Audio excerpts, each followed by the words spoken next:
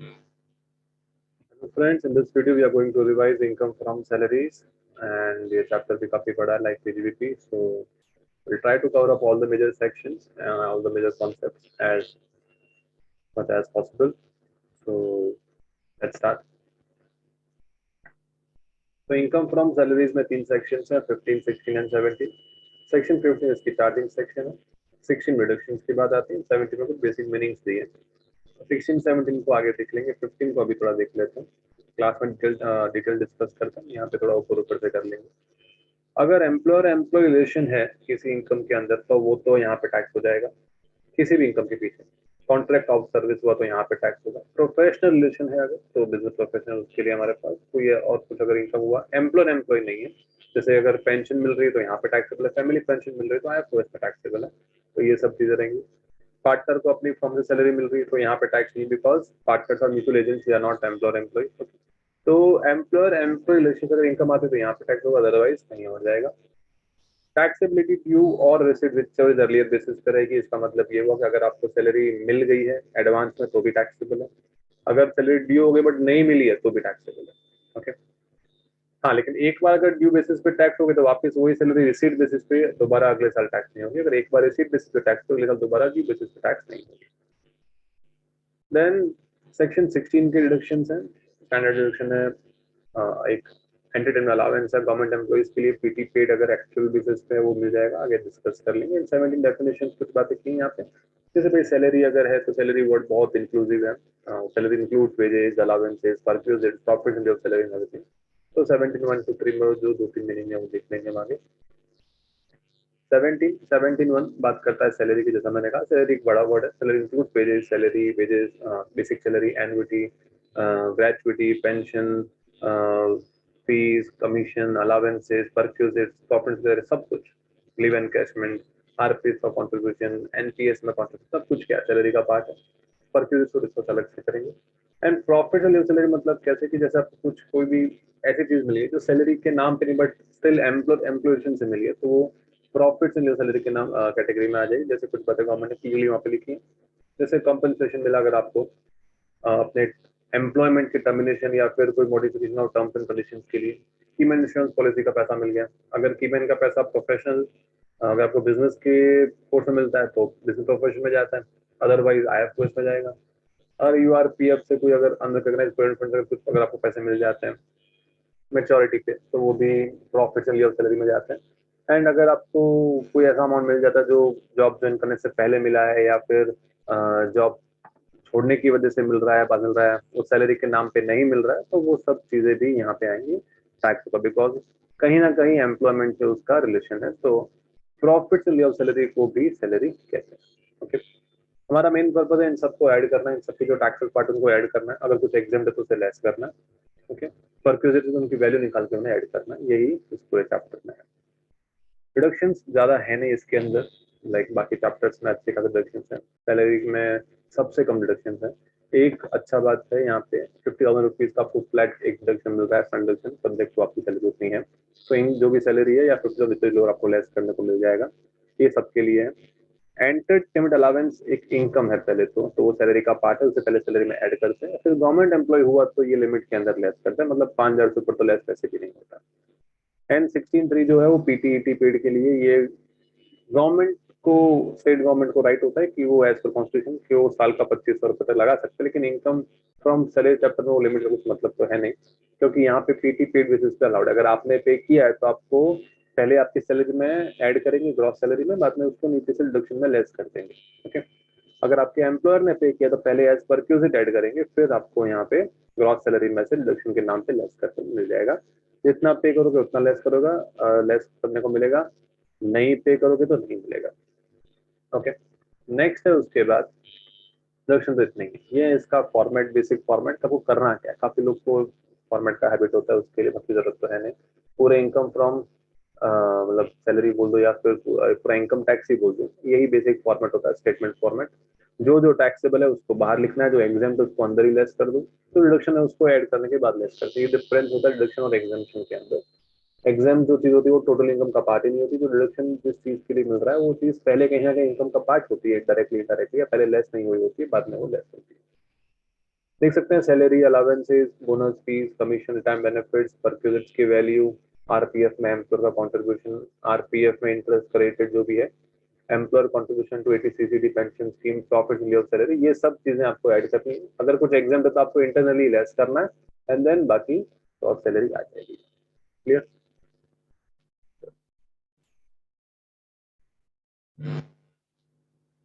Okay, तो ये था उसका basic format and then introduction उसमें नीचे लेस हो जाएंगे। अब इसमें सबसे इंपॉर्टेंट जो पार्ट्स हैं, एक तो है ये जो बेसिक हमने डिस्कस किया। सेकेंड पार्ट है इसका ये एग्जाम्शन। सेक्शन 10 के काफी सारे ऐसे एग्जाम्शन हैं जो इनकम फ्रॉम सैलरी पे इम्पैक्ट डालते हैं और उससे रिलेटेड हैं, तो वो सारे मैंने एक साथ लिस्ट आउट कर दिए हैं, फिर इनको एक साथ डिस्कस कर लेंगे। इनको याद करना काफी इंपॉर्टेंट है आप लोग के लिए, क्योंकि अगर आप इन्हें याद नहीं करेंगे तो आपको पूरा ये चैप्टर डिस्टॉर्टेड, मतलब पूरा बिखरा हुआ लगेगा। इसलिए आप इन्हें एक बार लाइन से याद कर लीजिए ताकि आपको आइडिया आ जाए कि हमें ओवरऑल कितना पढ़ना है, हमें पूरा एक डायमीटर समझ में आ जाए। तो सेक्शन 1010 ग्रेचुइटी, 1010 एक pension, 1010 double A leave encashment, 1010 B retrenchment, 1010 C VRS. तो ये कुछ मैंने से कोर्स क्लास बनाए हुए हैं, आप नोट कर सकते हैं फिलहाल के लिए। Then STF, RPF, ASF, HRA, special on foreign allowance, then कुछ अदर एग्जाम्पशंस हैं, लीव टर्म कंसेशन। ये 1010 सीसी तो बिजनेस प्रोफेशन डिस्कस करेंगे हम यहाँ पे नहीं। और ये 10-6 एनआर के लिए अवेलेबल है।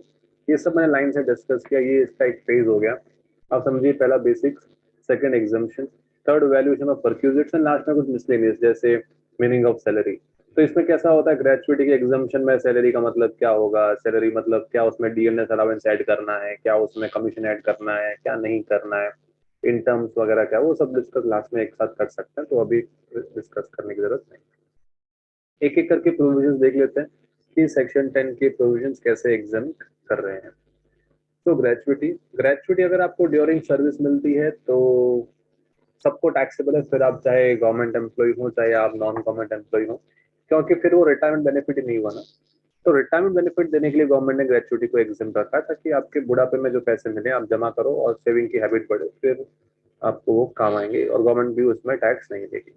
सो at the time of that retirement termination अगर आपको पैसा मिला, गवर्नमेंट एम्प्लॉय हो तो फुली एग्जाम। ऐसा नहीं कि बहुत ज्यादा मजा है इनको, बिकॉज गवर्नमेंट एम्प्लॉयज को एक लिमिट से ऊपर पैसे मिलते ही नहीं है, उनको लिमिट में ही पैसे मिलते हैं। और बाकी एम्प्लॉयज में थोड़ा ऐसा पॉसिबल है निश्चित कि वो अपनी लिमिट बढ़ा दें एम्प्लॉयर से बात करके, इसलिए गवर्नमेंट ने लिमिट लगा दी। अगर आप पेमेंट ऑफ ग्रेचुइटी एक्ट होगा, पेमेंट ऑफ ग्रेचुइटी एक्ट होगा, अगर आप इस केस में आते हैं, इनके इन इस एक्ट के केस में कवर होते हैं, तो एक्चुअल अमाउंट 20 lakhs, या फिर एक जो फॉर्मूला है last gross salary multiplied by 15 into 26 into ROI, मतलब rounded off years, of round of मतलब 6 months और 1 day भी अगर हो गया तो राउंड ऑफ करना है, 6 months तक नहीं, 6, 10, लाइक आपको फ्रैक्शन ऑफ मंथ, जैसे 10 years 6 months and 1 day, तो उसे 11 में काउंट करना है, ओके, वरना 10 ही काउंट करना है। तो अगर सीजनल वर्कर अगर आप सीजनल एस्टेब्लिशमेंट में काम करते हैं तो 7/26 वरना 15/26। बेसिकली इसका मीनिंग हुआ आधे महीने का सैलरी इंटू जितना साल काम किया, वो ग्रेचुइटी का कैलकुलेशन एक मोटा मोटी रूप से आप निकाल सकते हैं। अगर आप पेमेंट ऑफ ग्रेचुइटी एक्ट में कवर नहीं होते हैं तो आपके इनिशियल 2 पॉइंट्स तो कॉमन रहेंगे, लास्ट वाले में आपको लास्ट ड्रॉन सैलरी की जगह पे एक 10 months का एवरेज सैलरी निकालना पड़ेगा। 15/26 जो 4 संडेज का बेनिफिट वो नहीं मिलेगा, 50/30 को एग्जैक्ट हाफ निकालना पड़ेगा, और राउंडिंग ऑफ का भी बेनिफिट नहीं मिलेगा, कंप्लीटेड ईयर्स ऑफ सर्विस को मल्टीप्लाई करना पड़ेगा। इन तीनों अमाउंट में से जो भी अमाउंट सबसे लीस्ट होगा उसको आपका एग्जाम्पशन का अमाउंट होगा। और एक्चुअल अमाउंट से कंपेयर कर रहे हैं तो कभी भी एक्चुअल अमाउंट से ऊपर एग्जाम्पशन नहीं आएगा, तो नेगेटिव आंसर इस चैप्टर में नहीं आता। एवरेज सैलरी निकालने में एक स्पेशल बात याद रखनी है कि जब आप लास्ट 10 months का एवरेज लेंगे तो जिस महीने में आप रिटायर हो, चाहे आप 1 अक्टूबर रिटायर हो चाहे आप 31 अक्टूबर रिटायर हो, आपको अक्टूबर महीना काउंट नहीं करना है। आई मीन वो महीना मंथ ऑफ रिटायरमेंट काउंट नहीं करना, उसके पहले के 10 महीने ही आपको काउंट करना है। ओके, एक स्पेशल बात और है, ये जो नो पोगा वाले केस में है, अब देखो पोगा वाले केस में तो एनी वे गवर्नमेंट मैनेज, आपको एक्ट है मैनेज करता है, नो पोगा वाले केस में एक स्पेशल बात गवर्नमेंट ने लिखी हुई यहाँ पे एक्ट में कि ये जो 20 lakhs है वो मैक्सिमम लिमिट है, वो लाइफ टाइम मैक्सिमम लिमिट है। जैसे अगर आपको पहले कभी ग्रेचुइटी 3 लाख की एग्जाम हो गई मानो, तो वापस कहीं जॉब किया, वापस कहीं रिटायर हुए, तो अब आपको 17 lakhs के ऊपर का एग्जामेशन नहीं मिलेगा, बस उसके लिए वहां पर स्टार लगा है। ये आपको RY CY अगर किसी को समझना हो तो 6 months and 1 day हुआ तो 11, नहीं तो आपको 10 की जाएगा। CYS में हमेशा कंप्लीट मतलब आपको मंथ्स इग्नोर करना है। ओके। पेंशन, पेंशन अगर आपको मंथली मिल रही है तो फुली टैक्सेबल है, फिर आप चाहे government employee non government employee हो। सी क्या होता है ना, जैसे आप रिटायर हो गए 60 के बाद, अब आपका जिस मानो आज को रिटायर होता है 60 ईयर्स पे, तो उसका वैसे भी 3 लाख तक टैक्स ही लगता है, और भी छोटे छोटे बेनिफिट्स मिल ही जाते हैं। ओके, ATC वगैरह रहते ही हैं। तो मंथली मिलेगी तो वैसे भी आप हर साल की बेसिक एग्जामेशन का बेनिफिट तो ले ही लेंगे ना, तो इसके लिए कुछ ऐसा बड़ा भार नहीं है, तो फुली टैक्सेबल फॉर ऑल है। कम्यूटेड लमसम में हो सकता है ना आपको कि भाई आपको प्रॉब्लम हो, आपको एक साथ टैक्स भरना आ जाए, इसलिए गवर्नमेंट एम्प्लॉय को तो फुली एग्जाम, बिकॉज वो लिमिट के ऊपर वैसे भी नहीं लेते। नॉन गवर्नमेंट एम्प्लॉय जो है उनके लिए डिपेंड करता है कि उनके पास पैसा कितना है, क्या उनको ग्रेचुटी मिला रिटायरमेंट के टाइम, अगर हाँ तो गवर्नमेंट कह रही है 1/3 ही लो, टोटल पेंशन का 1/3। टोटल पेंशन मतलब जो उठा है उसने, ओवरऑल जो आपकी टोटल पेंशन है उसका 1/3 आप लीजिए, उतना एग्जाम होगा। अगर आपको ग्रेचुटी नहीं मिली है तो आप हाफ ऑफ टोटल पेंशन लीजिए, उसके ऊपर मत लीजिए। तो उसके ऊपर अगर आप 50% कम्यूट कर रहे हैं तो गवर्नमेंट फुली एग्जेप्ट, आपने 60% कम्यूट किया तो 10% टैक्सेबल हो जाएगा। ये यहाँ पे गवर्नमेंट कहने मतलब है। टोटल पेंशन पे ध्यान देंगे, मेन बात यहाँ पे आपको याद रखनी जो टोटल पेंशन है। एक स्पेशल एग्जामेशन भी है, परमवीर चक्र, महावीर चक्र, वीर चक्र के जो अवार्ड है उन लोगों को जो पेंशन मिलती है वो टैक्सेबल नहीं होती। ओके। लीव एनकैशमेंट 10-10 ये बेसिकली क्या चीज है कि आपको हर साल जो पेड लीव मिलती है, कि अगर आप छुट्टी ले लेंगे तो आपकी पगार नहीं काटेंगे, और नहीं लेंगे तो उतनी पगार का, उतनी अमाउंट का पगार मिल जाएगा आपको, उतने डेज का सैलरी मिल जाएगा। ड्यूरिंग सर्विस मिला फुली टैक्सेबल, गवर्नमेंट चाहते हैं आप इसे एक्यूमुलेट कीजिए, आप इसे बुढ़ापे में एनकैश करिए। अगर आप जल्दी ले रहे हैं ठीक है, दिक्कत बात नहीं, सैलरी का पार्ट है, हम उसके टैक्स उसको टैक्स कर देंगे। लेकिन अगर गवर्नमेंट एम्प्लॉय है तो फुली एग्जाम होगा, अगर आपको रिटायरमेंट के टाइम मिलता है तो, डेथ के टाइम, टर्मिनेशन के टाइम फुली एग्जाम होगा। अदर एम्प्लॉय तो लीस्ट ऑफ फॉलोइंग एग्जाम होगा। लीस्ट ऑफ फॉलोइंग यहाँ पे 4 बातें होंगी। एक्चुअल अमाउंट रिसीव्ड 3 लाख, जो कि इसका अपर लिमिट है। 10 मंथ्स एवरेज सैलरी से ऊपर वैसे भी गवर्नमेंट एग्जाम नहीं करेगी, तो अगर 300 डेज के ऊपर अगर लीव हो गया तो फिर आपको डी पॉइंट कैलकुलेट भी करने की जरूरत नहीं है, मतलब वैसे भी आपको उसके ऊपर अमाउंट मतलब 10 मंथ्स की सैलरी के ऊपर वैसे भी एग्जामेशन नहीं मिलने वाला। और डी पॉइंट जो है वो आपके पास कितनी लीव्स बची है उसका एवरेज सैलरी के हिसाब से सैलरी कितना हो रहा है, cash equivalent of leave income as per income tax act. बस इसमें ध्यान रखना होता है कि लीव काउंट जो करनी है वो इनकम टैक्स एक्ट के हिसाब से करनी है। अगर आपके एम्प्लॉय ने आपको 40 डेज पर ईयर के हिसाब से लीव दी थी तो वो कम काम में नहीं आएगी, हमें रिकैलकुलेट करनी पड़ेगी कि इनकम टैक्स के हिसाब से कितनी लीव मिलनी चाहिए थी, जो कि 30 से ऊपर नहीं होनी चाहिए। हाँ, अगर आपके एम्प्लॉय ने 26 डेज ही दिए तो कोई रिकैलकुलेशन की जरूरत नहीं है, जो एम्प्लॉयर के हिसाब से लीव है वही इनकम टैक्स के हिसाब से। बट अगर एम्प्लॉय ने 30 डेज के ऊपर दिया है तो आपको इनकम टैक्स के हिसाब से रिकैलकुलेट करना है कि इनकम टैक्स के हिसाब से लीव कितनी होती है, आपने एक्चुअल कितनी लीव ले ली है, जो डिफरेंस बचेगा जो बैलेंस है उसे बोलेंगे बैलेंस लीव। उन बैलेंस लीव का हम एवरेज सैलरी के हिसाब से कैलकुलेट करेंगे कि उसका अमाउंट कितना होता है, एंड वो जो आपका अमाउंट होगा उस अमाउंट को हम ये डी पॉइंट में लिखेंगे और उससे कंपेयर करेंगे। ओके। सो ये आप देख सकते हैं यहाँ पे, अगर आपको डेज में निकालना है तो average salary upon 30 multiplied by leaves and paid as per income tax act, come or for that purpose you are going to consider only 30 days, maximum 30 days for each completed year of service। And अगर months में calculate करना है तो simply average salary को आप जो भी leave months में उसमें मल्टीप्लाई कर सकते हैं। ओके। यहाँ पे एवरेज सैलरी कैलकुलेट करने के लिए आपको लास्ट 10 मंथ्स का एवरेज सैलरी लेना है, और उसमें वो मंथ छोड़ने की जरूरत नहीं है। सपोज अगर आप 31 अक्टूबर रिटायर हुए तो अक्टूबर महीने को भी काउंट करो वो एवरेज निकालने के लिए। डिफरेंस है ग्रेचुइटी में और लीव एनकेशन में, इसको आप वापस एक बार कंपेयर कर सकते हैं। Then 1010 B and 1010 C, retrenchment compensation. अगर आपको रिट्रेंच कर दिया गया है, बेसिकली टोटल स्ट्रेंथ कम करने के लिए आपको निकाल दिया गया है, और अगर काम अच्छे से नहीं चल रहा है तो फैक्ट्रीज वगैरह में करते हैं ऐसा, तो आपको जो कॉम्पनसेशन मिलेगा गवर्नमेंट के लिए 5 लाख का उसको माफ कर देंगे। कंपेयर करेंगे उसको, लेकिन आईडी एक्ट के हिसाब से जो अमाउंट, आईडी मतलब इंडस्ट्रियल डिस्प्यूट एक्ट के हिसाब जो अमाउंट होता है उससे, वो अमाउंट 3 मंथ्स का average wages multiplied by 50/26 into RYS करके निकाला जाता है। और बट अब ऐसा याद रख सकते हैं कि 5 लाख से ऊपर एग्जाम कैसे भी नहीं है, वो अमाउंट ऑलमोस्ट ज्यादा ही होना चाहिए इसके हिसाब से। तो आजकल जो लोगों के वेजेस होते हैं वो हिसाब से, बाकी हो सकता है अगर वो अमाउंट कम होता है तो आपको कम एग्जाम मिलेगा, ज्यादा होता है तो ज्यादा मिलेगा। VRS कंपनसेशन, अगर आपको VRS रूल्स के हिसाब से निकाला गया है तो एग्जामेशन मिलेगा, वरना नहीं। VRS रूल्स में काफी छोटी मोटी बातें होती हैं, जैसे आप अ, आपका एज एक लेवल के ऊपर होना चाहिए, 40 होना चाहिए, आपका काम एक लिमिटेड टाइम के ऊपर आपने काम किया। 20 साल के आदमी को VRS लेके घर पे आ जाए तो उसको एग्जामेशन देना तो अच्छा नहीं लगेगा।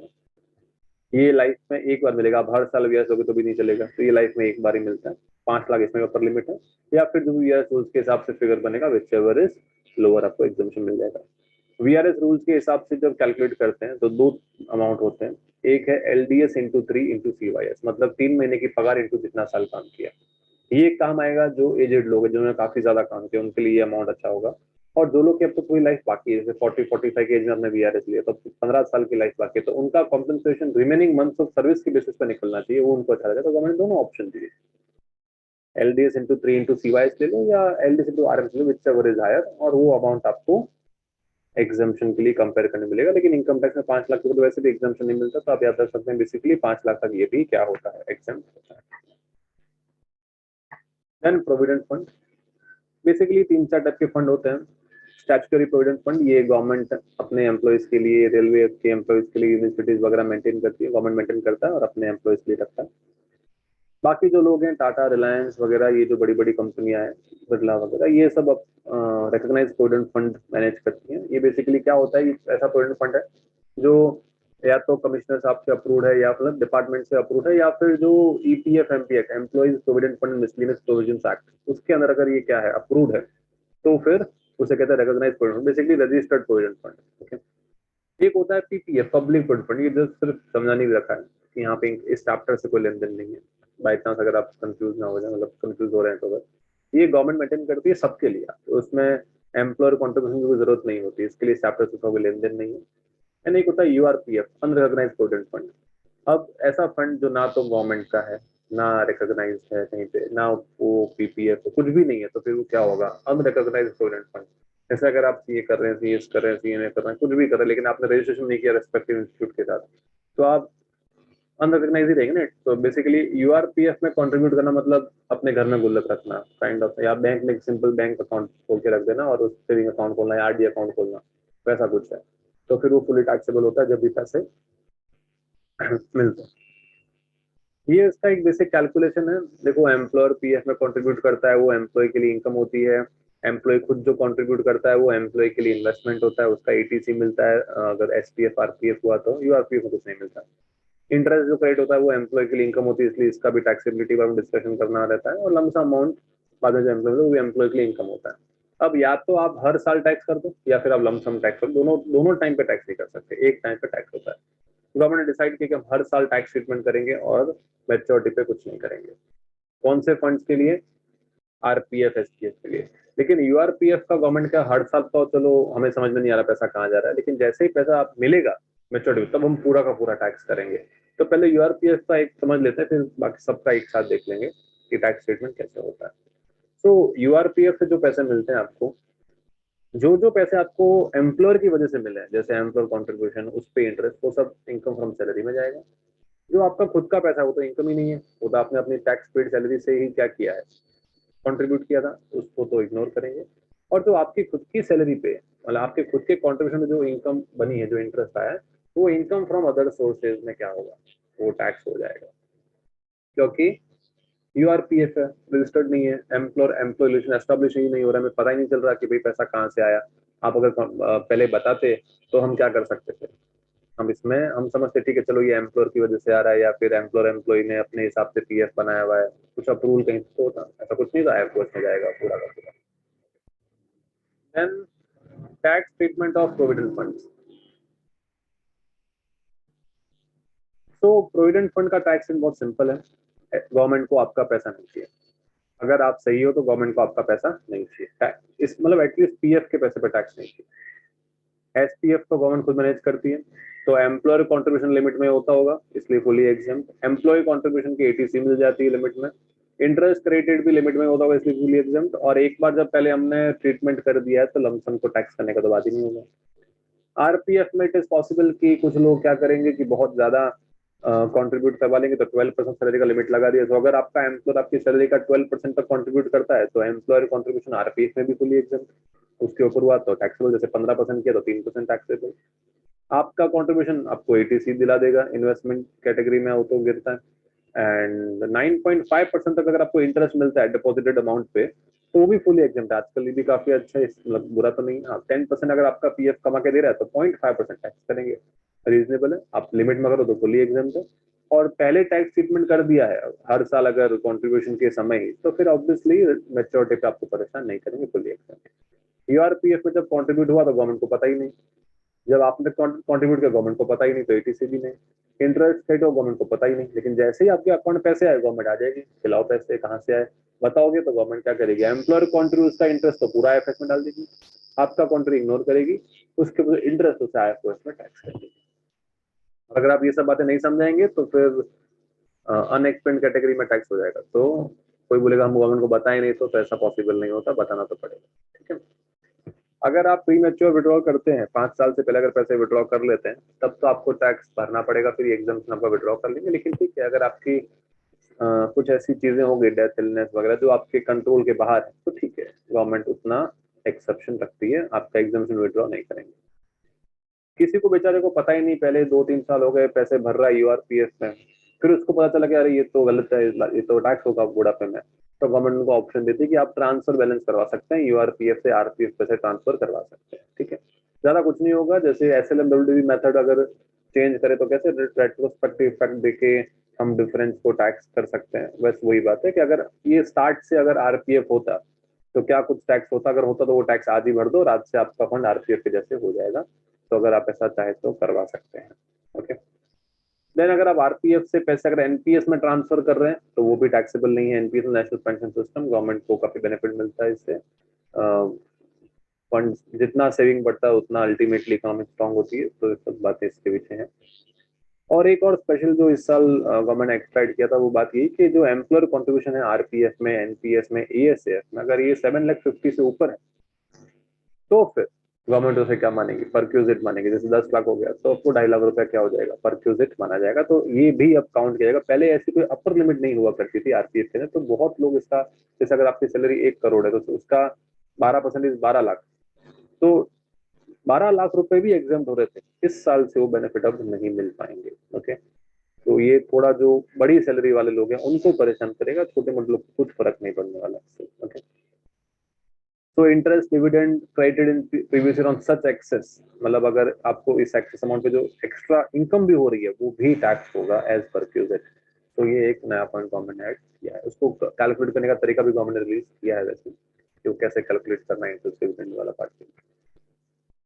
तो 1013 एएसएफ अप्रूव्ड सुपरएनुअल फंड, पहले तो सिंपल लिमिट थी कि 1.5 लाख से ऊपर हुआ तो टैक्स करेंगे वरना नहीं करेंगे, अब ये 750 की ओवरऑल लिमिट में गवर्नमेंट ने डाल दिया है। थोड़ा इस पर और क्लैरिटी आना चाहिए और आ भी रहा है काफी हद तक तो, बट ठीक है, स्टिल लमसम अगर आपको मिलता है मेच्योरिटी, मतलब डेथ पे पैसा मिलता है अगर, या एनपीएस पे ट्रांसफर करते तो आज भी फुली एग्जाम्प्ट है, ये रूल पहले के जैसा है, बस ये लिमिट अब चेंज हो गई है कि एएसएफ आरपीएफ एनपीएस इन सबको ऐड करके गवर्नमेंट चेक करती है कि 750 के ऊपर अगर हुआ तो टैक्स करेंगे वरना एग्जाम्प्ट रहेगा। ओके, आप खुद कंट्रीब्यूट जो करते हैं उसका ईटीसी तो मिलता ही है। अब सबका प्रोविडेंट फंड होता है तो आई डोंट थिंक ज्यादा लोग का एएसएफ होगा, बिकॉज सुपर एनुअल मतलब रिटायरमेंट बेसिकली, तो अगर आप प्रोविडेंट फंड है तो फिर एएसएफ की कोई जरूरत है नहीं। एचआरए, चलो ये जो हमने यहाँ तक अभी तक किया, 1010 gratuity, 1010 A pension, 1010 double A leave encashment, 1010 B, 1010 C, ये 10 11 12 13, ये बेसिकली सब क्या थे, रिटायरमेंट बेनिफिट्स थे कि आपको जॉब छोड़ने के टाइम पे कुछ पैसे मिले, उसको लेकर गवर्नमेंट एग्जाम करना चाहती है, गवर्नमेंट परेशान नहीं करना चाहती। बेसिकली मेजर बेनिफिट्स आपको रिटायरमेंट के ऊपर ही मिल रहे हैं, सीनियर सिटीजन को बेनिफिट मिल रहे हैं, हालांकि नाम नहीं लिखा है ऐसा कहीं कि आप रिटायरमेंट पे सीनियर सिटीजन होने चाहिए कि नहीं, आप ये अब ध्यान दे सकते हैं बात, बट ठीक है, बेसिकली बेनिफिट उन सबको मिलेगा। अब कुछ ऐसे अलावेंसेज हैं जो भी एग्जाम्प्ट है। देखो, दो तरीके होते हैं अलावेंसेज सीखने के, एक आप लिस्ट बनाओ पूरी कि ये सारे फुली टैक्सेबल हैं, ये फुली एग्जाम्प्टेड है, ये पार्टली एग्जाम्प्ट पार्टली टैक्सेबल है, बट गवर्नमेंट ऐसी कोई लिस्ट तो बनाई नहीं, गवर्नमेंट ने सेक्शन दी है, तो will follow that approach. Okay, जो जो एग्जाम्प्ट है वो सब सीख लो, जो पीछे बच गया वो सब टैक्सेबल, सिंपल। सो फुल्ली टैक्सेबल अलाउंस की लिस्ट हम पढ़ने नहीं वाले, ऐसा कुछ है ही नहीं वैसे, गवर्नमेंट ने एग्जाम्पशन दी, हम एग्जाम्पशन सीखेंगे।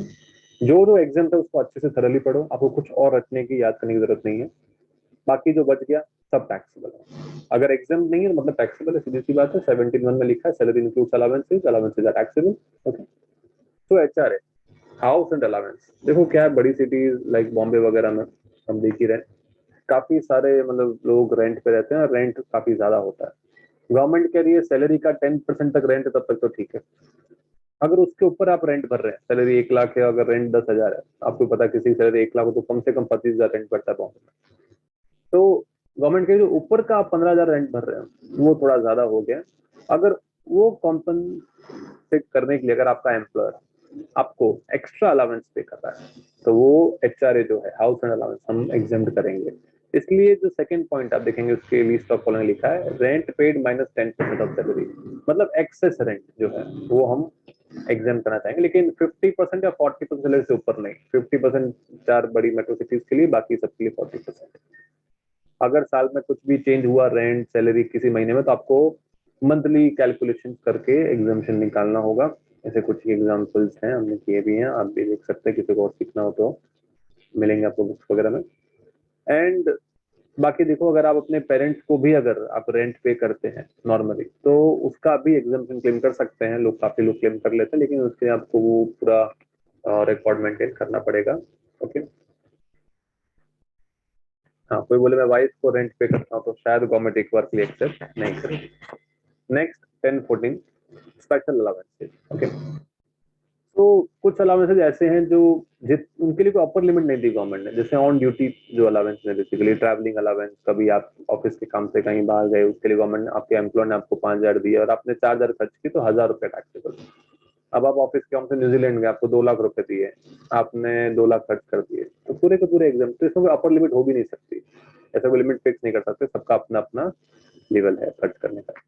तो travelling allowance, uniform allowance, convince allowance, helper allowance, daily allowance. Convince allowance में और ट्रांसपोर्ट अलाउंस में कंफ्यूज मत हो जाना, ये वो वाला अलाउंस नहीं है ऑफिस से घर, घर से ऑफिस आने वाला अलाउंस नहीं है। ऑन टूर ड्यूटी, जैसे अगर मानो मैं काम के लिए बैंगलोर गया, बैंगलोर मुझे लोकल कन्वेंस लगा वगैरह, तो वो सब चीजें हैं। मेरा काम है घूमने का, तो मुझे लोग मेरे खुद की सिटी में लोकल ऑफिस जाने के बाद घूमना पड़ता है, उसका टैक्सी वगैरह खर्चा लगता है, वो सब माफ है। Okay.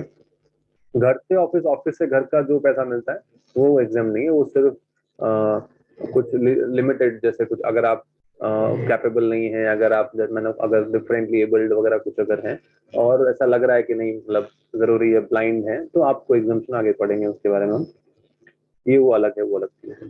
Helper allowance, daily allowance, on to duty खाने पीने का जो खर्चा मिलता है उसे डेली अलाउंस कहते हैं। रिसर्च एकेडमिक अलाउंस, आपको पढ़ने लिखने के लिए और ट्रेनिंग के लिए अलाउंस मिला तो TUCSDR याद रख सकते हैं। ये 6 ऐसी कैटेगरीज हैं, देखो कैटेगरीज नाम कुछ भी हो सकता है इनका, ये 6 ऐसी कैटेगरीज हैं।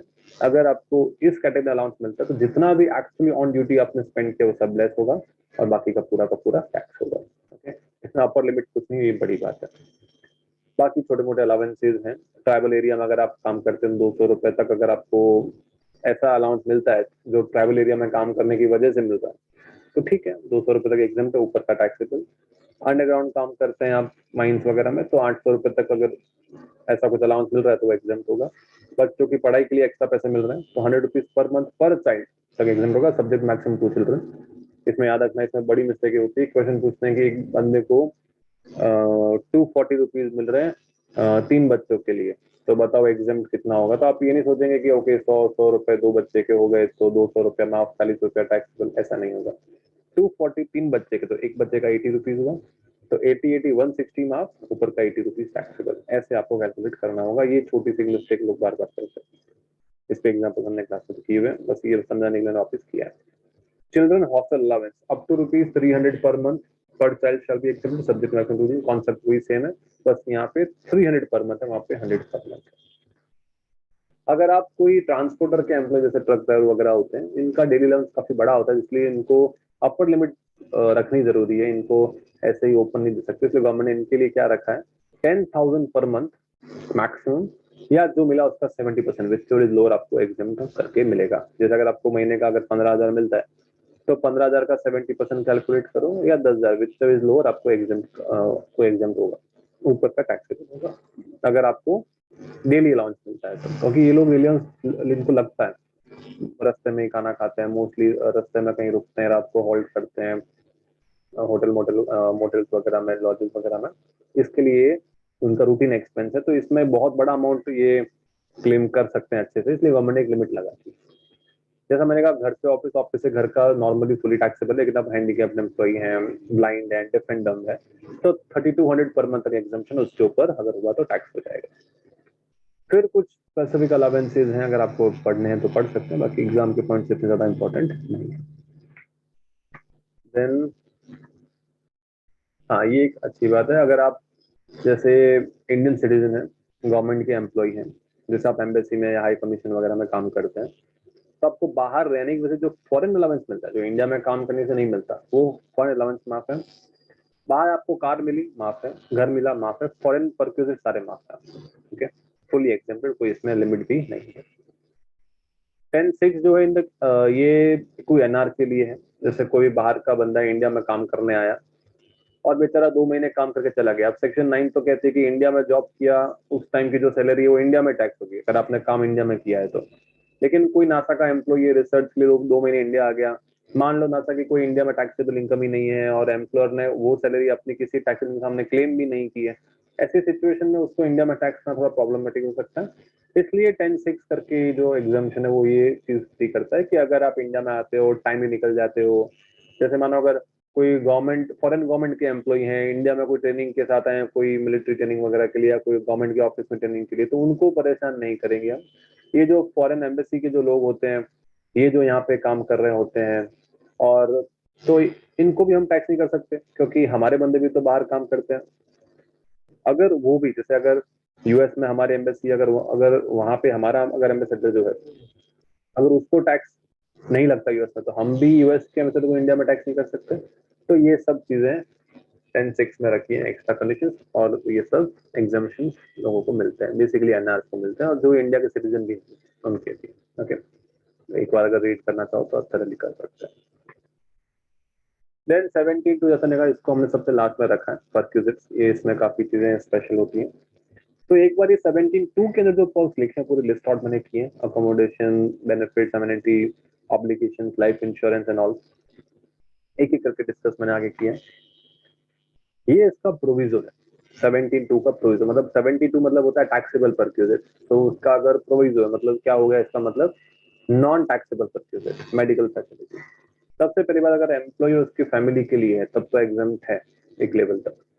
अगर उसके अलावा किसी और को दिया तो कुछ भी टैक्सेबल, कुछ भी एग्जाम नहीं, सब कुछ टैक्सेबल है। फैमिली मतलब सेल्फ, स्पाउस, चिल्ड्रन, माँ बाप, भाई बहन, अगर डिपेंडेंट है तो, वरना नहीं। याद रखना, मेडिकल फैसिलिटी एग्जाम है, मेडिकल अलावेंस नहीं। डिफरेंस क्या, आपको हर महीने 10,000 मिल रहे हैं बीमारी के लिए, ऐसा कौन करता है? हर महीने कैसे फिक्स बीमार हो सकता है, बट स्टिल मिल रहे हैं, तो उसे अलावेंस कहेंगे। लेकिन बीमार पड़ गए तो इलाज एम्प्लॉयर के हॉस्पिटल में हो सकता है, तो इसे फैसिलिटी कहेंगे। डिफरेंस है, फैसिलिटी के लिए एग्जामेशन है, अलावेंस के लिए नहीं। इंडिया में हुआ तो क्या, बाहर हुआ तो क्या। अगर इंडिया में है, गवर्नमेंट हॉस्पिटल में इलाज करवाया, एम्प्लॉयर ने अपने हॉस्पिटल में इलाज कराया, कोई स्पेसिफाइड डिजीज है जैसे कैंसर के, टाटा मेमोरियल में अगर आपने इलाज कराया, सीसी कैपिटल हॉस्पिटल में इलाज करवाया, कोई और अगर गवर्नमेंट एम्प्लॉय के लिए कोई हॉस्पिटल गवर्नमेंट ने नोटिफाई किया, उसमें इलाज कराया, तो नॉट टैक्सेबल। मेडिक्लेम, अगर आपका एम्प्लॉयर भर देता है medical insurance premium, accident insurance premium, तो नॉट टैक्सेबल, बिकॉज उसमें इन्वेस्टमेंट पोर्शन नहीं होता, पूरा रिस्क पोर्शन ही होता है, पैसे वापस तो मिलते नहीं उसमें। बाकी कुछ भी अगर खर्चा किया तो फुली टैक्सेबल। कोई टाइम में 15,000 की लिमिट थी यहाँ पे, बट अभी कुछ भी नहीं, फुली टैक्सेबल। बाकी सब अगर हुआ तो प्राइवेट हॉस्पिटल में इलाज करवा दिया, फुली टैक्सेबल, अगर आपके एम्प्लॉयर ने पे किया तो। इंडिया के बाहर इलाज कराया तो पेशेंट प्लस वन अटेंडेंट के लिए जो खर्चे होंगे वो माफ होंगे। Medical treatment, stay expense and travelling, 3 category में डिवाइड किए। मेडिकल ट्रीटमेंट और स्टे एक्सपेंस जो है, ये तो आरबीआई के लिमिट तक एग्जाम्प्ट होते हैं, ये आपको क्वेश्चन दी मिलेगी तो सोचने की जरूरत नहीं है, एज पर पेमेंट। ट्रेवलिंग एक्सपेंस को लेकर गवर्नमेंट ने ऐसा फिक्स किया है कि अगर आप कैपेबल हैं बाहर ट्रेवलिंग, अगर आप खर्चा कर सकते हैं ट्रेवलिंग का, तो गवर्नमेंट कह रहा है कि हम टैक्स करेंगे। कैपेबल नहीं है तो टैक्स नहीं करेंगे, मतलब आपके एम्प्लॉयर ने दिया है बट आप कैपेबल थे, तो गवर्नमेंट कह रहा है पूरा टैक्स करेंगे, आरबीआई की लिमिट इग्नोर करेंगे हम, या तो पूरा टैक्स या पूरा माफ। अब वो कैपेबिलिटी डिसाइड कैसे होगी, अगर आपकी ग्रॉस टोटल इनकम ये एक्सपेंस का ट्रीटमेंट करने से पहले 2 लाख तक है, तो आप गरीब हैं, जान दीजिए, ट्रेवलिंग एक्सपेंस पूरा का पूरा माफ, भले आपके एम्प्लॉयर ने पे किया हो। 2 लाख से ऊपर है तब तो बहुत पैसे वाले हैं, मतलब आपका ये पूरा का पूरा क्या हो जाएगा, टैक्सेबल हो जाएगा। यहाँ पे थोड़ा रेशनलाइजेशन होना चाहिए, ये लिमिट काफी कम है मेरे हिसाब से। Then value of rent free accommodation, unfurnished, then furnished, then concessional, ये पूरा लाइन से चलेगा। 17(2)(1), अब ये बेसिक परक्यूजिट है, और ये आपको ये बताने के लिए यहाँ पे है कि भाई अगर आपके एम्प्लॉयर ने आपके बदले में रेंट भरा है, या फिर आपका रेंट बच रहा है बिकॉज आप एम्प्लॉयर के घर में रहते हैं, तो आपको ये एग्जाम्पशन मिलेगा। गवर्नमेंट एम्प्लॉय अगर है तो कोई टेंशन की बात ही नहीं है, क्वेश्चन में दिया मिलेगा लाइसेंस वैल्यू, उसी पे टैक्स भरना है। अगर आप नॉन गवर्नमेंट एम्प्लॉय हैं तो फिर दो बातें होंगी कि भाई आप एम्प्लॉयर के घर में रहते हैं कि आप तो आपका घर भाड़े पे है, मतलब घर जो है एम्प्लॉयर भाड़े पे लाए। अगर आप एम्प्लॉयर घर में रहते हैं तो ये पक्की बात है, कोई आपके पास फिगर नहीं होगा रेंट वगैरह का। तो इस सिचुएशन में क्या होगा कि आपको पॉपुलेशन देखनी है, सिटी बड़ी है कि छोटी है। अगर पॉपुलेशन कम है तो मतलब आपका रेंट कम लगेगा, तो आपकी सैलरी का कम परसेंटेज खर्च होता जो कि बच गया। इसलिए 10 लाख तक की पॉपुलेशन में 7.5%, 10 to 25 में 10%, 25 लाख के ऊपर तो 15%। मतलब बेसिकली बॉम्बे जैसी सिटी में एक इमेजिन कर रहे हैं कि 15% अपनी सैलरी का आप अपने रेंट पे खर्च करते ही जो कि बच गया आपका, तो उसके सबको टैक्स भरना चाहिए। और अगर घर एम्प्लॉयर का है तो ये सब बात है, अगर घर एम्प्लॉयर का नहीं है तो इतनी टेंशन नहीं। जो भी एम्प्लॉयर रेंट भरा है वो और सैलरी का 15% लोअर आपको गवर्नमेंट टैक्स करेगी। अब एक बात ध्यान देना, रेंट अगर एम्प्लॉयर भर रहा है आपका, रेंट अगर आपका एम्प्लॉयर भर रहा है, हो सकता है ना कि वो महीने का 5 लाख भर रहा हो, आपकी सैलरी महीने की 50,000 ही हो, उसको अगर जरूरत है तो ऐसा हो सकता है पे कर रहा हो, ये नेसेसिटी है, रहना भी पड़ता है। ऐसी सिचुएशन में ये 15% आपको बहुत हेल्प करेगा कि ये अपर लिमिट हो गई कि सैलरी के 15% से ऊपर तो जब नॉर्मली ही टैक्स नहीं होता, घर अगर एम्प्लॉयर का होता फिर भी टैक्स नहीं भरता, तो अब मेरा एम्प्लॉयर कितना भी रेंट भरे मुझे उससे क्या, मैं तो मेरी सैलरी के हिसाब से टैक्स भरना चाहिए। इसलिए ये 15% की अपर लिमिट है, इसलिए वेस्टेज लोअर रखा है। ये यहाँ पे रखा है, फर्नीचर वगैरह में ऐसा कुछ कंपेरिजन नहीं करेंगे, आपको आगे दिखेगा। तो बेसिक चीज हो गई। ओके, कब ये सब टैक्सेबल नहीं होता? अगर आप हाई कोर्ट सुप्रीम कोर्ट के जजेस हैं, आपको घर मिला यूपीएससी के chair members, ministers, leader position, अगर कोई रिमोट एरिया में, रूरल एरिया में किसी डैम साइट फॉर एग्जांपल अगर प्रोजेक्ट पे आपको छोटा मोटा कर दे दिया 800 स्क्वायर फीट का, वो भी टैक्सेबल नहीं होता। अगर आपको घर में फर्नीचर भी मिला है तो पहले तो नॉर्मल कैलकुलेशन करिए अनफर्निश्ड की, फिर उसके बाद क्या करिए, फर्नीचर की वैल्यू ऐड कर दीजिए। फर्नीचर बेसिकली मूवेबल प्रॉपर्टी है, तो मूवेबल प्रॉपर्टी अगर आप यूज करते हैं एम्प्लॉयर की और वो एम्प्लॉयर की खुद की है तो 10% ऑफ कॉस्ट ऐड करिए पर एनम, डेज वगैरह कैलकुलेट करके।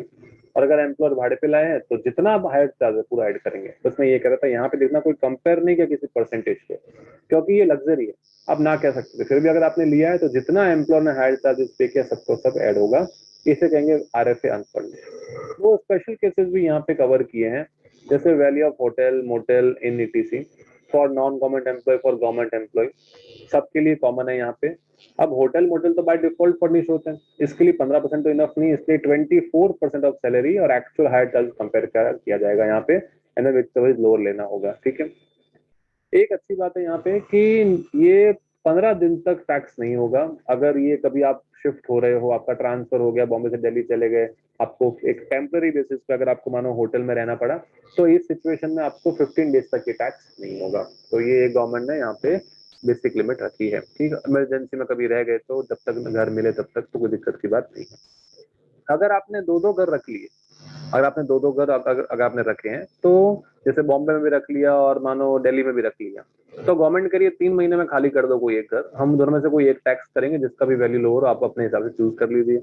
3 महीने हो गए, 90 डेज निकल गए, फिर भी अगर आप टैक्स, अगर आप घर खाली नहीं कर रहे हैं तो दोनों के दोनों घर क्या होंगे, टैक्स होंगे, आपको दोनों पे टैक्स भरना पड़ेगा। जैसे बॉम्बे वाला भी है, दिल्ली वाला भी, दोनों बड़ी सिटीज हैं, तो 15-15 आपको 30% टैक्स आपकी सैलरी का भरना पड़ेगा।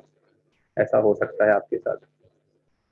ये तो ठीक है, फर्निश अनफर्निश की बात थी इसमें, लेकिन एक कॉमन बात थी कि रेंट फ्री, आप अपने एम्प्लॉय कुछ पे नहीं कर रहे हैं, आप रेंट नहीं पे कर रहे हैं। सो अगर कुछ पे कर रहे हैं अपने एम्प्लॉयर को तो क्या होगा, वो अमाउंट हम लेस कर देंगे, amount paid by employee to employer less कर देंगे, और ये जो डिफरेंस होगा कंसेशनल अकोमोडेशन कहेंगे इसको, और इस पे आपको क्या होगा, टैक्स भरना पड़ेगा। सो अगर आपने ज्यादा पे किया तो हो सकता है आपको टैक्स भरना ही नहीं, लेकिन अगर कम पे किया तो आपको टैक्स भरना आएगा। Okay, just second. या सो अभी 17 to 1 एंड 2 दो पार्ट यहाँ पे खत्म हो गए हैं। 17 to 1 के अंदर था rent free accommodation, and 17 to 2 में था कंसेशनल अकोमोडेशन। अगर आप रेंट पे नहीं कर रहे हैं तो 1 में आएंगे, अगर आप रेंट पे कर रहे हैं तो आप सेकंड में आ जाएंगे, अगर आप कंसेशनल रेंट पे कर रहे हैं तो। 17 to 3 और 4, अब ये दो अलग परक्यूजेट्स हैं। ये बात करते हैं कि अगर आपको अपने एम्प्लॉयर से कुछ सामने से बेनिफिट या अमेनिटी मिलता है तो 3 में टैक्स होगा, जो भी एम्प्लॉयर ने खर्च किया आपके लिए सब टैक्सेबल है। अगर आपने कुछ वसूल कर लिया तो वो लेस कर लो। एंड अगर इससे अगर आपको कुछ अपने, अगर आप अपने एम्प्लॉयर का अगर आपका एम्प्लॉयर आपका ऑब्लिगेशन पे कर रहा है तो वो 17 to 4 में जाएगा। अब डिफरेंस क्या है 3 और 4 का समझिएगा। 17 to 3 सिर्फ स्पेसिफाइड एम्प्लॉयज के लिए टैक्सेबल है, जैसे अगर आप डायरेक्टर हैं, अगर आप कंपनी में 20%, अगर आप फॉर्म में 20% प्रॉफिट शेयर होल्ड करते हैं, अगर आपकी सैलरी कैलकुलेटेड सैलरी 50,000 से ज्यादा है, परक्यूजिट्स की वैल्यू को छोड़ के ईयरली, 50 से ज्यादा है, तो आज की तारीख में हर एम्प्लॉय स्पेसिफाइड एम्प्लॉय हुआ वैसे तो फिर आपके लिए टैक्सेबल है, वरना टैक्सेबल नहीं। मतलब अगर मानो कोई गरीब एम्प्लॉय है और उसको अगर फ्री में gas, electricity, water, ration employee ने प्रोवाइड कर दिया, कोई कुक स्वीपर की सर्विस दे दी, या कोई छोटी मोटी और कोई सर्विस अगर दे दी, कार पकड़ा दी, जैसे मानो डिसेबल है, नहीं आ जा सकते, एम्प्लॉय ने कार दे दी और सैलरी इतनी नहीं है उनकी, तो गवर्नमेंट कह रही है उसे हम टैक्स नहीं करेंगे। तो ये अच्छी बात है, ये इसके पीछे मोटिव है। और अगर आप खुद ये सब खर्चे कर सकते हैं फिर भी अपने एम्प्लॉयर से करवा रहे हैं, तो फिर गवर्नमेंट कह रही है कि भाई इसको हम क्या कर देंगे, टैक्स कर देंगे। ओके, सो आपको यहाँ पे क्या करना है कि डायरेक्टर हुआ, अगर मेंबर अगर आप हुआ, अगर आप कंपनी के 20% होल्ड करते हैं, अगर आप 50,000 से अगर आपकी टैक्सेबल सैलरी है, तो फिर आपको ये सब चीजें एम्प्लॉयर से नहीं लेनी है, ले लोगे तो टैक्स भरना पड़ेगा। और अगर आप नॉन स्पेशल एम्प्लॉय, तो फिर ये सब चीजें टैक्सेबल नहीं रहेंगी। ओके, कुछ एक एक्स्ट्रा बात इसमें मैंने यहाँ पे लिखी, जैसे अगर ये सप्लाईज की बात है, concession supply, gas, electricity, water, ration वगैरह, और अगर एम्प्लॉयर खुद मैन्युफैक्चरर है, तो एक्चुअल मैन्युफैक्चरिंग कॉस्ट को बेस लेके टैक्स किया जाएगा। और एक छोटी सी बात है कि अगर घर एम्प्लॉयर खुद का है, तो फिर गार्डनर को टैक्स नहीं करना चाहिए, बिकॉज वो एनीवे रखना था। हाँ, अगर घर भाड़े का है तो ठीक है, फिर गार्डनर अगर एम्प्लॉयर ने प्रोवाइड किया तो टैक्स हो जाएगा। ट्रैवलिंग फैसिलिटी अगर आपको प्रोवाइड किया और आप ट्रांसपोर्टर के एम्प्लॉय हैं, अगर आप रेलवेज के एम्प्लॉय तो टैक्स फ्री है, एयरलाइंस के, नेशनल एयरलाइन के एम्प्लॉय तो टैक्स फ्री है। नॉर्मली जैसे अगर आप रोडवेज किसी एम्प्लॉय के अगर एम्प्लॉय हैं, तो जो भी नॉर्मली लोगों को जो फेयर टैक्स करते हैं उस बेसिस पे आपको टैक्स किया जाएगा। ओके, कुछ और है वो पीछे डिस्कस कर लेंगे मोटर कार वगैरह के ऊपर। Value of an obligation of an employee paid by employer. देखो डिफरेंस क्या है दोनों में। ऑब्लिगेशन मतलब आप सामने से एम्प्लॉयर से भरवा रहे हो, जैसे देखो मैंने कुछ एग्जांपल्स रखे हैं, आप देख सकते हैं कि भाई आपके नाम का बिजली का मीटर है, फिर भी एम्प्लॉयर बिल भर रहे हैं, तो फिर वो एप्लीकेशन है। अगर एम्प्लॉयर ने अपने घर में आपको रखा होता है फिर वो बिल भर रहा है, तो वो 3 में आता, वरना 4 में आएगा। आप अपॉइंट करते हैं किसी डोमेस्टिक सर्वेंट को, फिर लेकिन सैलरी देने के लिए एम्प्लॉयर के पास भेजते हैं, तो वो 4 में आएगा, वरना अगर सामने से उसने प्रोवाइड किया तो 3 में आएगा। छोटी मोटी बातें आपको ध्यान रखनी है। So actual expenses by employer minus amount paid by employee, ये कॉमन पॉइंट है, लेकिन ये टैक्सेबल हर केस में होगा, चाहे वो गवर्नमेंट, चाहे वो स्पेसिफाइड हो, चाहे वो नॉन स्पेसिफाइड एम्प्लॉय हो। 17(2)(3 जो है वो सिर्फ किसी केस में होता है, स्पेसिफाइड एम्प्लॉय के केस में। 17(2)(4 हर एम्प्लॉय केस होगा। डिफरेंस क्या है, 3 सामने से प्रोवाइड की हुई कोई बेनिफिट है, एम्यूनिटी है, लेकिन 17(2)(4 में ऑब्लिगेशन टैक्स होते हैं। फिर इसमें आप सामने से अपने एम्प्लॉय टैक्स, आप बोल रहे मेरा लोन भर दो भाई, तो इसमें स्पेसिफाइड नॉन स्पेसिफाइड चेक करने की जरूरत नहीं है, ये डिफरेंस है। अगर आपका इंश्योरेंस प्रीमियम, अगर लाइफ इंश्योरेंस में अगर आपके एम्प्लॉयर भर रहे हैं, तो भाई बिल्कुल टैक्सेबल है आपके लिए। अगर आपसे कुछ वसूल कर रहे हैं तो बिल्कुल वो लेस करके रिमेनिंग अमाउंट टैक्स करेंगे। आपको अगर स्वेट इक्विटी, ईसॉप वगैरह एम्प्लॉयर से मिल रहे हैं, तो जो भी जैसे 1 लाख रुपए के शेयर 10,000 मिले तो 9,000 बिल्कुल टैक्सेबल है। एक नया रूल इसमें इस साल से आया है कि कोई अगर आप एलिजिबल स्टार्टअप के एम्प्लॉय हैं और आपको अगर शेयर्स मिले हैं, तो आप उस साल टैक्स भरना थोड़ा आपके लिए टफ हो सकता है। तो गवर्नमेंट ने यहाँ पे आप करीब 4 साल का एक, आप कह सकते हैं कि टाइम दे दिया है कि भाई 4 साल के बाद आप उसका टैक्स भर दीजिए।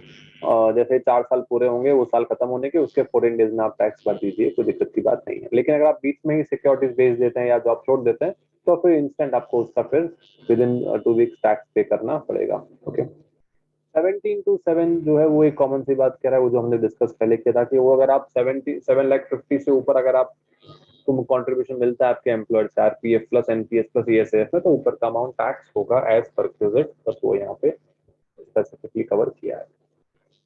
चलिए, तो एक बार के लिए सेक्शन वाइज तो पूरा ये कवर हो गया। अब कुछ कैलकुलेशंस देख लेते हैं, आईटी रूल्स में कुछ बातें हैं। जैसे यूज ऑफ मूवेबल एसेट, तो ये हमने जस्ट अभी जो फर्नीचर वाला पार्ट देखा वो ये एग्जैक्टली यहीं से उठाया हुआ था। एक एक्स्ट्रा बात इसमें, जैसे लैपटॉप, कंप्यूटर, मोबाइल, ये सब जो मूवेबल प्रॉपर्टी है, अगर आप यूज कर, देखो एम्प्लॉयर ने आपको बेचा नहीं है, यूज करने को दिया, तो 10% ऑफ कॉस्ट या फिर हायर चार्जेस टैक्स होंगे। लेकिन लैपटॉप, कंप्यूटर, मोबाइल, ये सब कभी टैक्स नहीं होंगे, चाहे आप पर्सनल ही क्यों ना यूज करें, चाहे आपके टेलीफोन बिल से क्यों एम्प्लॉयर ना पाए। देखो टेलीफोन अलावेंस की तो टैक्सेबल है, बट टेलीफोन बिल्स पे किया एम्प्लॉयर तो टैक्सेबल नहीं है, तो ये बेनिफिट आप ले सकते हैं, लोग लेते ही हैं। लेकिन अगर एम्प्लॉयर ने आपको ट्रांसफर कर दी प्रॉपर्टी, तो उस सिचुएशन में क्या होगा, तो देखो फिर उस प्रॉपर्टी की जो भी वैल्यू है निकालनी पड़ेगी, डब्ल्यूडीवी निकालनी पड़ेगी उस दिन की, और आपसे कितना लिया पेमेंट, अगर दिया तो इफ एनी, वो डिफरेंस अमाउंट आपको टैक्स होगा। अब प्रॉपर्टी की वैल्यू कैसे निकालनी है, तो ऑब्वियसली डब्ल्यूडी निकालने के डेप्रिसिएशन लेस करना पड़ता है। डेप्री कैसे लेस करना है, गवर्नमेंट ने तरीका दिया, कंप्लीटेड ईयर्स का डेप्री लेस करना है। एम्प्लॉय ने कब पुट यूज किया, एम्प्लॉय ने कब ट्रांसफर किया। डेप्री की रेट तक गवर्नमेंट ने बताई है, बिजनेस प्रोपोर्शन चैप्टर को इग्नोर करना है, यहाँ पे ये सब स्पेसिफिकली दिया है। कार है तो 20% और डब्ल्यूडी मेथड से डेप्रिशिएट करना है। कंप्यूटर्स वगैरह है, इलेक्ट्रॉनिक गैजेट्स हैं लेके जैसे डिजिटल डायरीज वगैरह, तो 50% के हिसाब से आपको उसे क्या करना है, डेप्रिशिएट करना है। बाकी सबको 10% के हिसाब से करना है। गैजेट्स में और electronic gadgets, electronic appliance confuse मत हो जाना, टीवी वगैरह गैजेट्स में नहीं आते, वो कम इसमें अप्लायंसेस में आते हैं, वो 10% कैटेगरी में आएंगे। ओके, फर्नीचर वगैरह सब एसएलएम मेथड के हिसाब से 10% के हिसाब से डेप्रिशिएट करके जो अमाउंट निकलेगा, वो अमाउंट आपका उस एसेट का डब्ल्यूडीवी वैल्यू है, उसमें से आपने कितना पे किया अपने एम्प्लॉय को वो लेस करेंगे, एंड डिफरेंस आपको टैक्स करना पड़ेगा, डिफरेंस पे आपको टैक्स करना पड़ेगा। अगर आपका एम्प्लॉय आपको फिक्स पैसे दे रहा है बच्चों की पढ़ाई के लिए, तो उसे एजुकेशन अलाउंस कहते हैं। लेकिन अगर बच्चों की फीस ही भर देता है तो उसे एजुकेशन फैसिलिटी कहते हैं। नॉर्मली अगर आप किसी और स्कूल में पढ़ते हैं और आपके मतलब आपका बच्चा स्कूल में किसी स्कूल में पढ़ता है, एम्प्लॉयर की नहीं, किसी और स्कूल में पढ़ता है, जो भी एम्प्लॉयर ने खर्च किया वो सब टैक्सेबल है, 17(2)(3) का बेसिक पार्ट है। लेकिन अगर एम्प्लॉयर के ही स्कूल में पढ़ता है अगर आपका बच्चा, तो गवर्नमेंट उस एम्प्लॉयर की स्कूल की फी को रिलायबल नहीं मानेगा। आजू बाजू की जो भी स्कूल है, similar institution in near locality, उसकी फी को टैक्स करेंगे, आपसे जो वसूल किया वो लेस करेंगे। इसमें एक एग्जम्पशन भी है, अगर एम्प्लॉय के बच्चे को अगर बेनिफिट दिया है तो 1000 रुपीज पर मंथ तक अगर फीस है तो कुछ भी टैक्सेबल नहीं होगा। यहाँ पे दो व्यूज होते हैं कि 1000 के ऊपर हुआ तो ऊपर का टैक्सेबल होगा कि नहीं, तो दोनों बातें हैं। कहीं लिखा है कि ऊपर का अगर हुआ तो आईसीए के मॉड्यूल में दो आंसर हैं, अगर ऊपर का हुआ तो ऊपर का भी टैक्सेबल। बट प्राइमरी व्यू ये है कि अगर जैसे 1200 हुआ तो 1200 पूरा टैक्सेबल होगा, और सेकेंडरी व्यू है कि अगर 1200 हुआ तो ऊपर का 200 टैक्सेबल होगा। ओके, सो आप एमसीक्यू के पॉइंट से कोई भी व्यू ले सकते हैं, आपके आंसर दोनों राइट होंगे। बट फर्स्ट व्यू अगर आप लेंगे तो ठीक है, बिकॉज लैंग्वेज थोड़ी वैसी है कि अगर अप टू 1000 हुआ तो नॉट टैक्सेबल, उसके ऊपर हुआ तो कुछ लिखा नहीं, तब मान लीजिए ऊपर हुआ तो पूरा टैक्सेबल। ओके, अगर एम्प्लॉय ने खुद ने कोई भी ट्रेनिंग एजुकेशन या रिफ्रेशर कोर्स कुछ भी लिया है, सॉरी, अगर एम्प्लॉय ने खुद ने अगर कोई ट्रेनिंग या रिफ्रेशर कोर्स कुछ भी अगर लिया है, तो वो सब क्या होगा, fully taxable, sorry fully exempted रहेगा, कुछ भी टैक्स नहीं होगा, चाहे आप 5 लाख का एमबीए क्यों ना करवा लो। देखो इसमें दो बातें हैं, पहली बात तो अच्छी बात है कि कोई एम्प्लॉयर पढ़ा रहा है अपने एम्प्लॉय को, दूसरा एम्प्लॉयर अपने बेनिफिट के बिना कभी एम्प्लॉय को पढ़ाएगा नहीं, कुछ तो उससे बेनिफिट होगा। ओके, इसलिए fully exempted. Interest free loan, concessional loan by employee to employee, ये सिचुएशन में देखो, अगर एम्प्लॉयर ने आपसे लोन का इंटरेस्ट नहीं लिया तो अच्छी बात है, अगर जेन्यून केस था जैसे मेडिकल पर्पस था तो नॉट टैक्सेबल। बाकी छोटा मोटा लोन हुआ साल में कोई 20,000 तक का तो भी नॉट टैक्सेबल। इसके ऊपर हुआ तो गवर्नमेंट को लग रहा है कुछ गड़बड़ हो सकती है, इसलिए एक लिमिट लगा दी कि एक एसबीआई के रेट को हम बेस पकड़ लेंगे कि उस साल के फर्स्ट डे, प्रीवियस ईयर के फर्स्ट डे को एसबीआई का रेट क्या था वैसे लोन के लिए, और एम्प्लॉय ने कितना चार्ज किया, जो भी डिफरेंशियल अमाउंट है वो हम टैक्स करेंगे। और ये कैलकुलेट करना है आपको principal outstanding amount at the end of each month, मतलब पर डे निकालने की जरूरत नहीं है, हर महीने के लास्ट डे चेक करो कितना अमाउंट पेंडिंग था, और मंथली बेसिस पे इसका आपको कैलकुलेशन करना है। ओके, मैंने काफी कैलकुलेट किए हैं, सम इसमें यही है, देख सकते हैं। बाकी अगर आप नहीं पता तो बुक्स वगैरह में उसको समझ मिलेंगे, पर देख लेना, अच्छे क्वेश्चन पूछते हैं इसमें से। Then value of gift by employee to employee, gift employer से मिले तो सैलरी में टैक्सेबल होते हैं, कैश फुली टैक्सेबल, काइंड 5,000 तक फुली टैक्सेबल, 5,000 के ऊपर 5,000 तक फुली एग्जाम, 5,000 ऊपर तो फुली टैक्सेबल। कंफ्यूज मत होना, गिफ्ट क्लाइंट से मिलते हैं तो बिजनेस ऑफिस में फुली टैक्सेबल है, कोई लिमिट नहीं है। गिफ्ट अगर आपको लव एंड अफेक्शन के थ्रू मिल रहा है तो उस सिचुएशन में 50,000 तक एग्जाम्प्ट है, अगर फ्रेंड वगैरह हुए तो, रिलेटिव वगैरह हुए तो फुली एग्जाम्प्ट है, वो सब आईएफओएस में जाता है। ये तीन बातें याद रखना, क्लाइंट से मिला तो क्या, अगर एम्प्लॉयर से मिला तो क्या, और अगर आपको लव एंड अफेक्शन के थ्रू किसी और से मिला तो क्या, ये तीन हेड्स में गिफ्ट चले जाते हैं। क्लब रिक्रिएशनल फैसिलिटी जनरली सबको दे रहे हैं, जैसे एंट्रेंस फी भरना, कॉर्पोरेट पॉलिसी है वगैरह, तो ये सब चीजें आप अपने पर्सनल एक्सपेंस खुद कर देंगे और एक बार क्लीवर वो फी ऑफिस से भर देंगे, तो वो कोई टैक्सेबल नहीं है। आप स्पेसिफिकली अगर नहीं, मेरे को तो भाई ये क्लब की मेंबरशिप चाहिए, एम्प्लॉयर भरो जाओ, मैं तो ये जिम में जाऊंगा, उसके पैसे भरो जाओ, तो ऐसी सिचुएशन में गवर्नमेंट कह रही है कि हम आपको टैक्स करेंगे, क्योंकि ये तो ऑब्लिगेशन भर रहे हैं। अगर आपको ऑफिस में चाय नाश्ता मिल रहा है तो उसको टैक्स नहीं करेंगे, रूरल एरिया में, रिमोट एरिया में काम कर रहे हो, खाना ऑफिस से मिल रहा है तो कोई दिक्कत नहीं, टैक्स नहीं करेंगे। अदरवाइज ऐसे ही रोज ऑफिस में खाना खा रहे हो तो 50 रुपीज पर मील तक एग्जाम ऊपर का टैक्स करेंगे। ओके, तो अगर आप 100 रुपए थाली खाते हो तो 50 रुपए टैक्सेबल, 150 रुपए थाली खाते हो तो 100 रुपए टैक्सेबल। वैसे अगर आप अपने एम्प्लॉयर से कार की फैसिलिटी भी ले रहे हैं तो गवर्नमेंट को लग रहा है कि भाई टैक्स तो करना चाहिए। लेकिन ठीक है, इसमें अब काफी सारी बातें हैं, तो ये चार्ट थोड़ा ध्यान से समझना। अगर गाड़ी एम्प्लॉयर की है, अगर खर्चा सॉरी गाड़ी अगर एम्प्लॉय की है, खर्चा भी एम्प्लॉय करता है, तो बात ही खत्म, कोई परक्यूजिटी नहीं है। हाँ, गाड़ी एम्प्लॉयर की है या जो भी हायर चार्ज अगर एम्प्लॉयर भर रहे हैं, अगर भाड़े की गाड़ी है तो, या फिर उसका जो खर्चा है, उसका रिपेयरमेंट वगैरह, ये दोनों पेट्रोल वेट्रोल सब अगर एम्प्लॉयर खर्च करते हैं, ऑफिशियल पर्पज के लिए यूज हो रहा है तो फिर ये पर्क ही नहीं, तो बात खत्म। अगर पर्सनल पर्पज के लिए यूज हो रहा है तो जितना भी खर्चा एम्प्लॉयर ने किया सब ऐड करो। गाड़ी एम्प्लॉयर की है तो कॉस्ट का 10% ऐड करो, गाड़ी एम्प्लॉयर की नहीं है तो हायर चार्जेस ऐड करो, आपसे कुछ लिया तो लेस करो, सब कुछ ऐड करो, आपसे कुछ लिया तो लेस करो एक्चुअल फिगर पे, और ये टैक्स होगा। गाड़ी एम्प्लॉयर की तो डेप्टी के नाम पे 10% पर एनम ऐड कर दो, वो भी क्योंकि मूवेबल प्रॉपर्टी, वो भी तो एकदम जेन्युइन नॉर्मल केस कैलकुलेट करना है आपको। प्रॉब्लम कब होगा? पार्टली पार्टली यूज में, बिकॉज पार्टली पार्टली यूज में ये नहीं समझ में आता कि अब गाड़ी का डेप्रिसिएशन कितना हुआ, कितनी घसी गाड़ी एंड ऑल। तो गवर्नमेंट ने उसके लिए फ्लैट फिगर्स दिए हैं, छोटी गाड़ी का 1800 पर मंथ टैक्स करो, बड़ी गाड़ी का 2400 पर मंथ टैक्स करो, गाड़ी अगर ड्राइवर भी एम्प्लॉयर का है तो 900 पर मंथ ऐड करो, काफी रीजनेबल है। इसलिए एक कार पे ही बेनिफिट आप क्लेम कर सकते हो, दो दो कार को पार्टली पार्टली नहीं मांग सकते। अगर आप दो कार पार्टली पार्टली मांगेंगे तो एक को पार्टली मानेंगे, एक को 100% पर्सनल बाय डिफॉल्ट मानेंगे। 1.6L मतलब यहाँ पे 1600 सीसी से ऊपर का इंजन हुआ तो बड़ी गाड़ी, वरना छोटी गाड़ी। अगर गाड़ी एम्प्लॉयर की बट खर्चे एम्प्लॉय करता है तो थोड़ा सा फर्क कम हो जाता है, थोड़ा बेनिफिट मतलब आपको मिलना चाहिए उसका। इसलिए instead of 1800 600, instead of 2400 900, and driver का तो सेम है, उसमें तो फर्क कुछ है नहीं। और गाड़ी छोटी बड़ी का ऐसा नहीं कि छोटी गाड़ी का छोटा ड्राइवर, बड़ी गाड़ी का बड़ा ड्राइवर, ऐसा कुछ नहीं है, ड्राइवर का वो कॉमन अमाउंट है। हाँ, गाड़ी अगर एम्प्लॉय की है, अब तो डेप्री क्वेश्चन में है ही नहीं, तो आप ध्यान दें यहाँ पे क्या डिफरेंस आएगा। गाड़ी एम्प्लॉय की है तो फिर वो डेप्री का बात ही चला गया, बस एक्सपेंसेस एम्प्लॉय कर रहे हैं तो एक्सपेंस माइनस आपसे जो वसूल किया वो कर दो, अगर पर्सनल केस है तो। और अगर पार्टली पार्टली वाला केस है तब ध्यान देना, ये बहुत इंपॉर्टेंट टॉपिक है यहाँ पे। गाड़ी एम्प्लॉय की है, ठीक है, अब वो डेप्री वाला केस तो है नहीं, तो ऐसा कोई फिक्स अमाउंट की जरूरत नहीं है। ठीक है, गवर्नमेंट क्या कह रहा है, ठीक है, कितना एम्प्लॉय ने खर्च किया सब लिखो, अब ऑफिशियल एक्सपेंसेस लेस कर दो, और आपने जो पे किया वो लेस कर दो, मिल गया परक्यूजिट। क्योंकि परक्यूजिट मतलब क्या होता है, एम्प्लॉयर ने आपके पर्सनल पर्पस के लिए जो खर्च किया वो परक्यूजिट है। अब यहाँ पे एक स्पेशल बात आ सकती है, ऑफिशियल एक्सपेंस का हिसाब लाएंगे कहाँ से? तो दो बातें हैं, या तो आप देखो यहाँ से नीचे, या तो आपने लॉगबुक मेंटेन की है, अगर आपके हिसाब है तो ले लो, हिसाब नहीं है तो फिर आपको फ्लैट अमाउंट लेस करने पड़ेंगे। देखो यहाँ पे सेकंड वाले केस में जब फ्लैट अमाउंट टैक्स हो रहे थे तब तो एम्प्लॉय को अच्छा लगेगा, बिकॉज वो बहुत कम है आज की तारीख में, इतना कम अमाउंट मतलब 900 में टका थोड़ी मिलता है। लेकिन अगर आपको ये फोर्थ वाले केस में जब ऑफिशियल एक्सपेंस के नाम पे, जैसे एम्प्लॉय ने 1 लाख खर्च किया, हम आपको कह रहे हैं आपके पास रिकॉर्ड है तो नहीं, ठीक है, तो ऑफिस के ऑफिशियल एक्सपेंस के नाम पे एक काम करते हैं, 1824 लेस कर देते हैं, तब आपको बहुत दिक्कत होगी। इसलिए लॉग बुक मेंटेन करते हैं काफी लोग, तो अगर आप लॉग मेंटेन कर देते हैं तो एक्चुअल फिगर लेस होंगे कि चलो 70% ऑफिशियल एक्सपेंस है as per that log book, तो वो लेस कर दो। और अगर नहीं पता तो फिर ये फ्लाइट अमाउंट यहाँ पे लेस करेंगे, फिर आपको टैक्स भरना पड़ेगा बड़े अमाउंट से। तो ये आप इसे डिस्टिंग्विश कर सकते हैं second third case and fourth case में, कि जब गाड़ी एम्प्लॉयर की होती है तो फ्लैट अमाउंट लेते हैं, और गाड़ी एम्प्लॉय की होती है तब एक्चुअल अमाउंट लेके ऑफिशियल एक्सपेंस लेस करते हैं, और अगर ऑफिशियल एक्सपेंस नहीं है तो ऑफिशियल एक्सपेंस को लेस किया जाता है। तो सेकंड एंड थर्ड केस में फ्लैट अमाउंट टैक्स होते हैं, फोर्थ केस में फ्लैट अमाउंट लेस होते हैं, इन केस लॉ बुक नहीं है तो। अच्छे से इसको समझेंगे तो आपको डिफरेंस समझ में आएगा। एक दो स्पेशल बातें हैं कि अगर आप जो फ्लैट अमाउंट ले रहे हैं इन दोनों केसेस के अंदर, इग्नोर करो सारे एक्चुअल एक्सपेंस को, इवन अगर आपने अपने एम्प्लॉयर को कुछ पे किया तो वो भी इग्नोर करो, ये बड़ी बात है।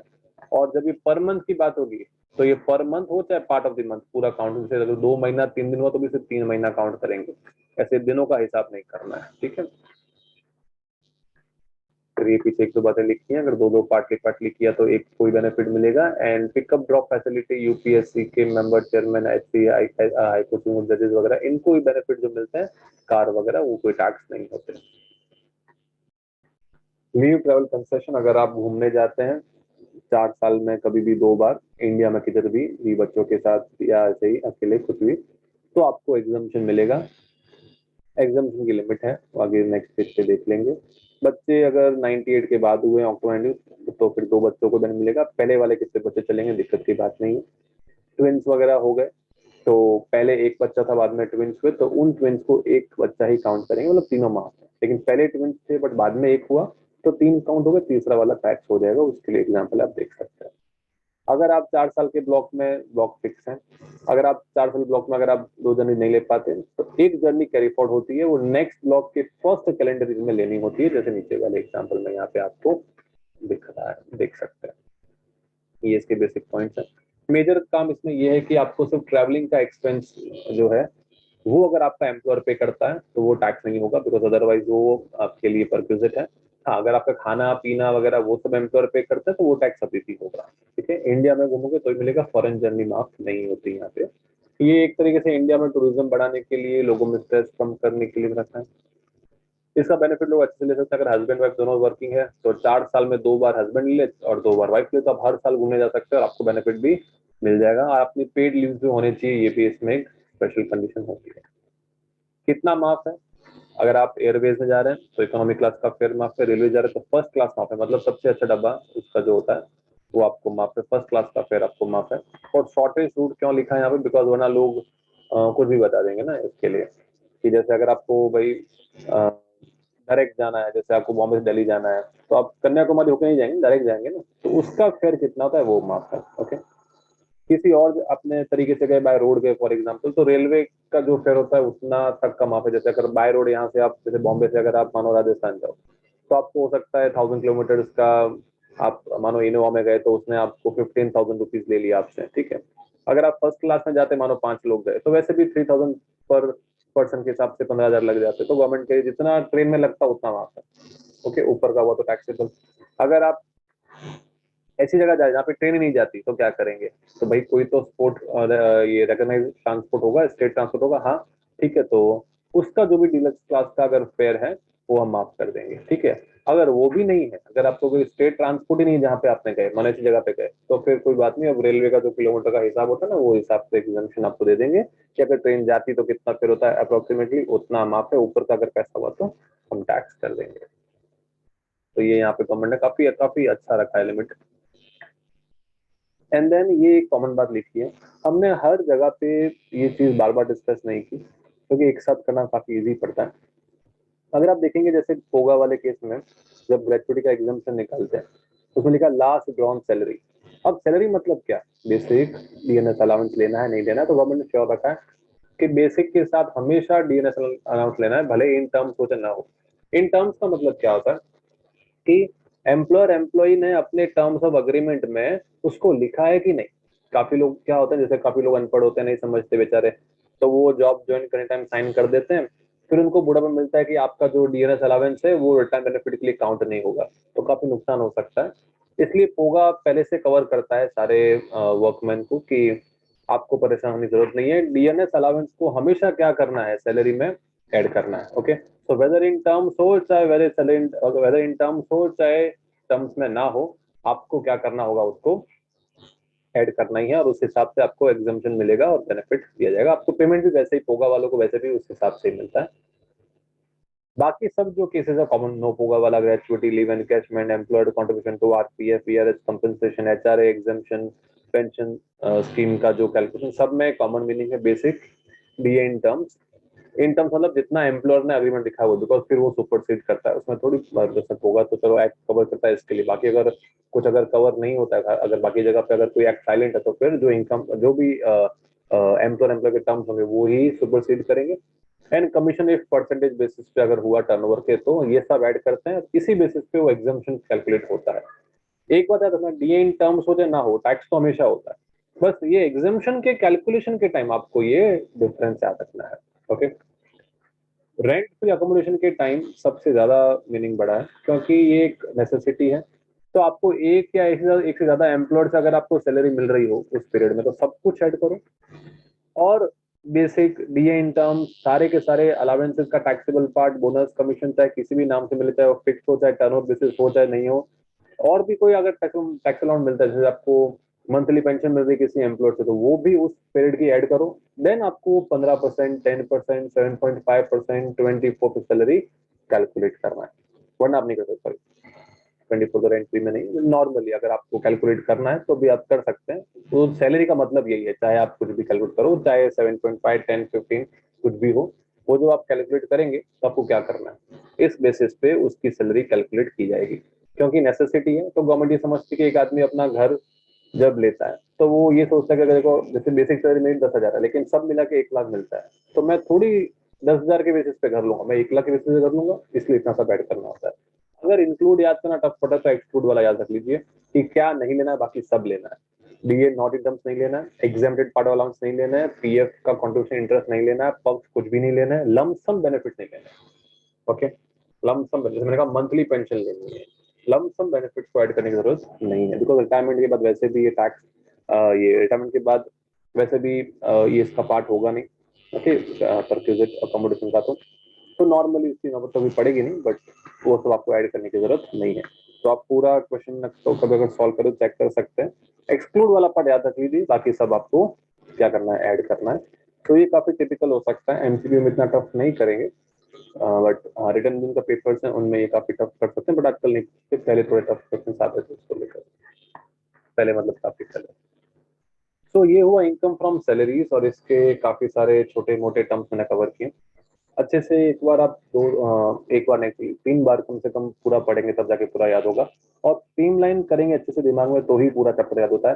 काफी लेंदी चैप्टर है, ये हुआ बीजीबीसी हुआ, इनको बार बार पढ़ना जरूरी होता है, और थरली एक बार में पूरा पढ़ेगी तो ही आपको लिंक बैठेगा। ओके, आई होप सो आपको काफी हेल्प होगा ये वीडियो के बाद। एंड कुछ और आपको अगर वीडियोस चाहिए, किसी और अगर टॉपिक पे चाहिए तो मुझे बताइए, I will try to make that also. Thank you so much for watching.